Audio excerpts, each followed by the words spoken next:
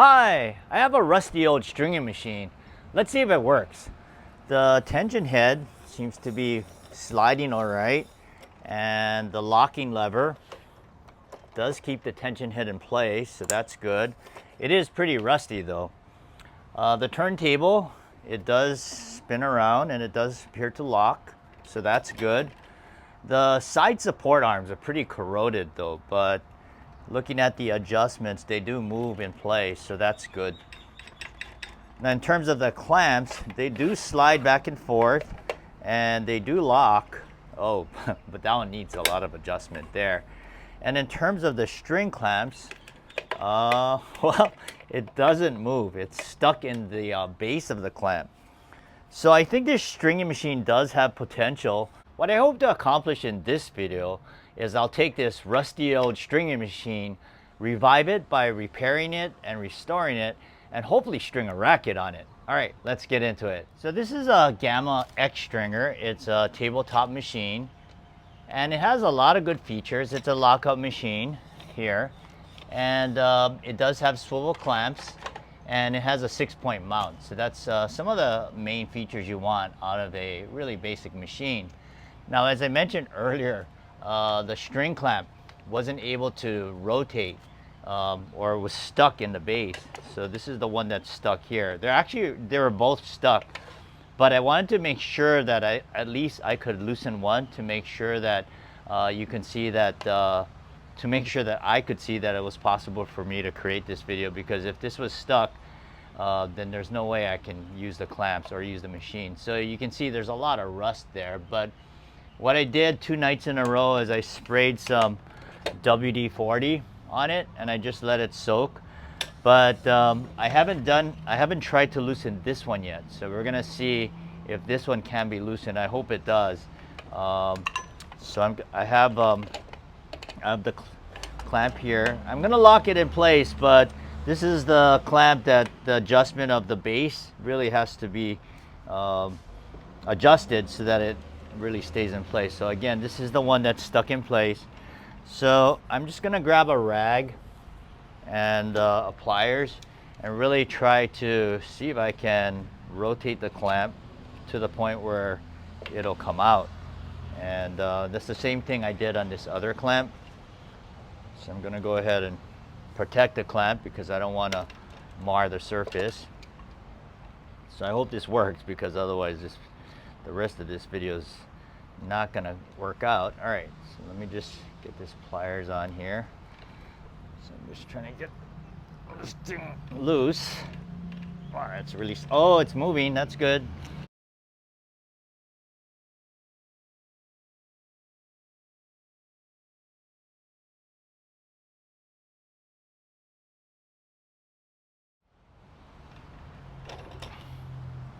Wow, I finally got it out. So that's the other side. You can see all that rust there. That took me about 10 minutes of going back and forth, but I'm glad to see that I finally got this out. So that's one of the steps I wanted to make sure that I was going to be able to accomplish before I go on with this project here. So the next thing we're going to do is just clean it off. I have a vacuum here that I'm going to clean off the machine with.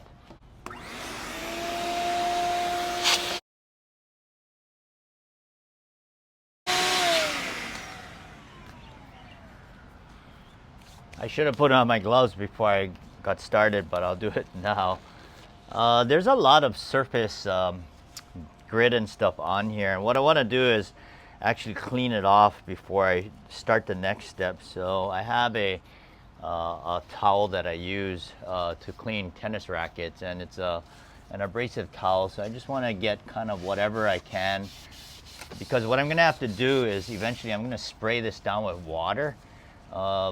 This rust dissolver, I'll show it to you later, has to go on a wet surface, and what's going to do is it's going to eventually dissolve, and when it dries up within, it says between 10 to 30 minutes, then you can go ahead and rinse it off and then wipe off your whatever metal parts you're working on. So I'm guessing I'm going to try the first one with all the parts assembled, And if it looks like it's working pretty good, then what I'll do is I'll take apart the machine and then do all the parts another time, and then try and really get this machine nice and clean.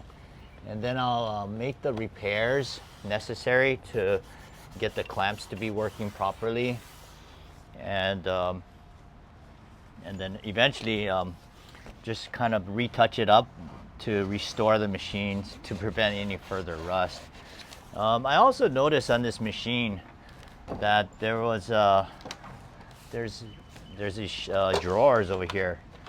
So there's some tools in here, and I'll make sure to take them out before I spray this down with water. But these are some Allen wrenches that I'll be using later, I'm assuming. And in this other drawer, wow, these tools are like pristine. It doesn't even look rusty at all. But there's an awl and other things in here, parts that were, I don't know if the person that owned this ever opened this drawer, but everything in here is nice and preserved. I'm gonna go ahead and just vacuum this one more time before I take it back there. All right, so what I plan to do next is I'm gonna take this machine back there where I can hose it off on the ground. And it basically, the instructions, this is the product. It's rust dissolver. I've never used this before, so this is new for me. But basically it wants the grease to be taken off of the machine. Oh, that reminds me, I need to do that first. Once I remove the grease, then what I'm gonna do is take it back there and then spray it, because this has to go on with the surface wet. And basically it says between 10 to 30 minutes you'll see the rust start to dissolve, so that'll be interesting to see. And then if it has to be done again, which I'm thinking it will be, that's at that point I'm planning to take apart the machine and do a second application of this. So let me go ahead, and I have some brake cleaner here that I can use to take off some of the oil, the WD-40 that I sprayed on here earlier. So I'll go ahead and do that first, and then you'll see me take the machine back there, and I'll hose it off and eventually apply the rust dissolver on it.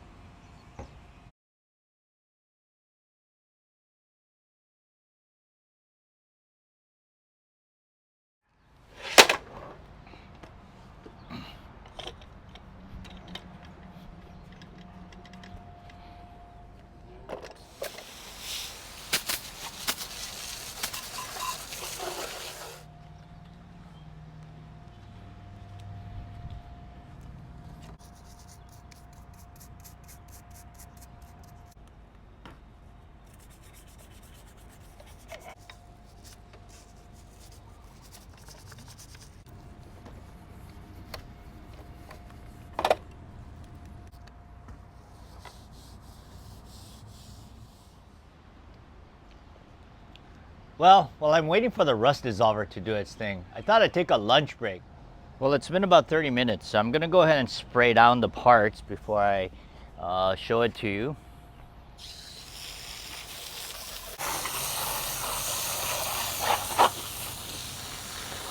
All right, so let's take a look at this tension head. It did take off some of the rust. I think the areas that I wasn't able to really get the gel onto the surface still looks like there's still some rust. But this handle was completely rusted, and you can see parts of it, it's starting to show itself in terms of what the metal looked like before the rust was there. A lot of these nuts still here are still rusted, so I really need to make sure. I'm hoping that when I take it apart and really soak it, that it'll take care of that. On the string clamps,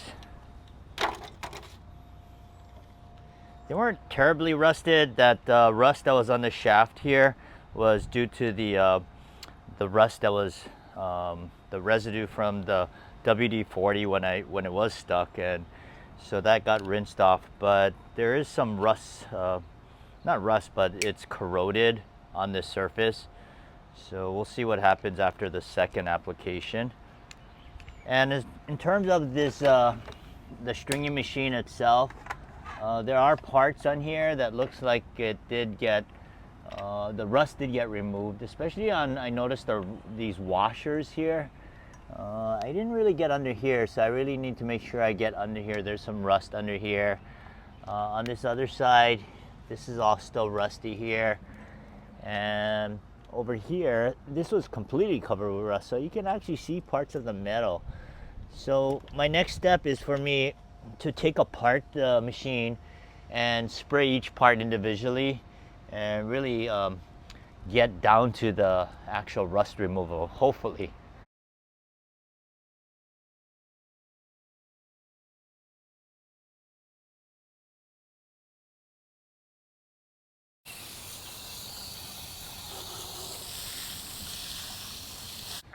Well, at this point, I did apply the rust dissolver twice, and I'm gonna do it a third time. I want to just try and get the small areas that I know I would have a hard time sanding. For the larger parts where there's rust, I'm gonna go ahead and sand that off as much as I can. But it's these little areas where there's springs. I really want to get this rust off all of these nuts here if I can. I'll probably sand this handle off. It's easy enough to do here. On the string clamps on the bottom of the base, there is some still rust here, and you can even feel the rough spots. So I'll sand that off. This black area is painted on. In fact, some of the paint is kind of coming off, so I really don't want to touch that. It's just going to be like that. And there's some rust here, so I'll probably sand that off. The clamps itself, the shaft area, I really want to get this smooth, so I'm going to just sand it down a little bit. I don't want to do it too much, otherwise there's going to be a little bit too much play when it goes back into the base, so you don't want that to be the case. I'm really happy though what happened here. I mean, they got the rust off of this roller here. There was some rust in there, so really I think the rust dissolver is good for those small tight areas that you can't sand off. I'm gonna apply some back on here, on this. As far as the base, this large area here, there is some rust that came off, which is good, so it's gonna make the sanding process a little bit easier. I'm probably gonna put some more rust dissolver there. I wanna try and get that rust off there. So yeah, I'm gonna sand the bottom here. I can get that off there. Yeah, so the smaller areas, I'm just gonna apply that rust dissolver one more time. It did get this corrosion though off of these supporting arms, so that's nice to see there. And yeah, so I'll go ahead and apply it a third time, and then whatever doesn't come off, we'll just have to live with that. But the larger areas, I think I can sand off to make it look better. All right, so as I mentioned, I am going to be sanding some of the parts wherever I can get, especially these flat surfaces right here. I can definitely do that. I'll do some rounded portions wherever it's metal. I'm not going to bother with sanding any painted surfaces. I don't want to start getting into the bare metal on those areas. So I will address the areas that I can get to. I might even do some of these like the spring. But again, I'll be using a wet sandpaper. So I know that this next process is going to take a while, but I'll do it my best, what I can do, and try to make the machine look more presentable.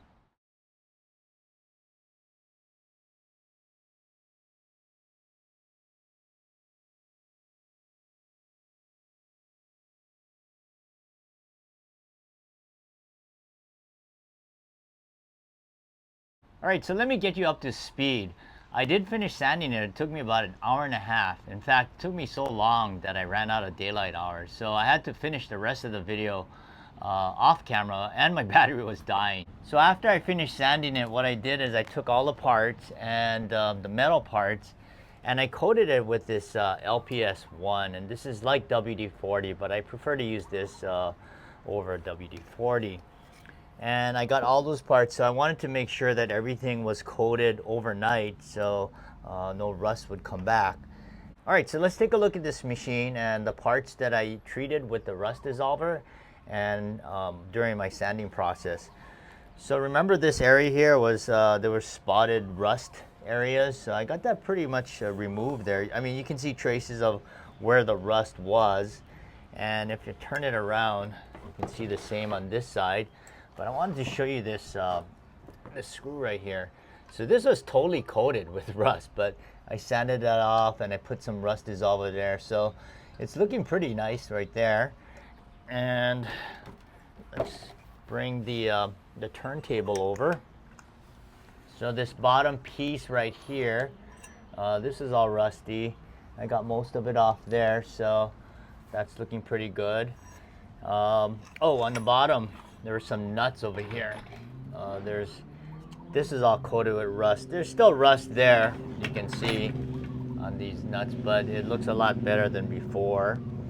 I also wanted to show you the supporting arms. That this whole area, there was a white film, like it was, you know, corroding. So what I did on that, I didn't sand it or anything, but when I applied the LPS1 to it overnight, it looks like it's more back to its normal state. At least it's not coated with that white dusty film. So let me put this back on here. Now, as far as the other part, we'll take a look at the tension head. I still don't have it fully assembled, but remember this area here? There was a spotted rust. You can still see it in here where I couldn't get into with my sanding. Let's see, I didn't touch the painted surfaces. And on this side, the handlebar, I mean, that was totally coated with rust. So you can see traces of it, but it's now smooth at least, and you know, that's really nice to see.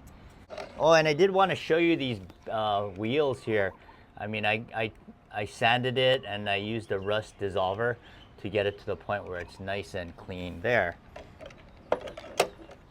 Oh, and I did want to show you the spring. So my goal was to get the rust off.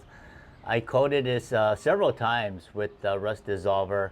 I couldn't really sand it, but I got it to this point, so I'll have to put that back here. That's gonna go there.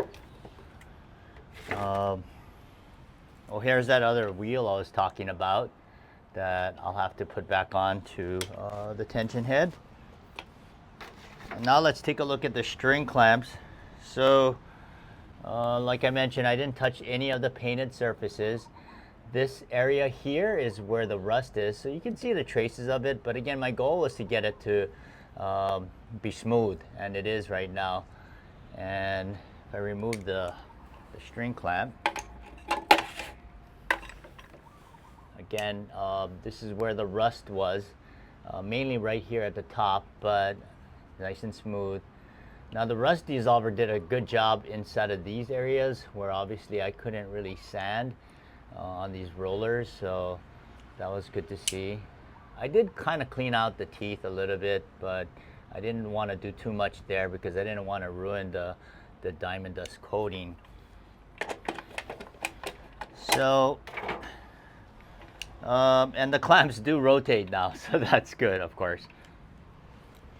So what I'm gonna do next, oh, I have one more area. So at the very top here, there's a rubber surface, this padding, and maybe I can kind of, I'll tilt this over, hopefully it won't fall, but all right.